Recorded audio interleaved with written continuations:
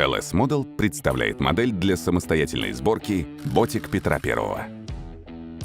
В 1688 году в родовом селе Измайлово Петр I нашел старый ботик. По одной из версий он был английским. По приказу государя деревянное судно было восстановлено. Также была установлена мачта и паруса. Петр I, плавая на ботике по Просяному пруду и реке Яуза, учился хождению под парусами. Но Яуза была слишком узка, а Просяной пруд мал, и царь перевез ботик на Плещеево озеро. Маневрирование на водах Плещеева озера укрепило Петра I в намерении создать флот для утверждения на берегах Азовского и Балтийского морей. В 1722 году Петр I назвал ботик «дедушкой русского флота».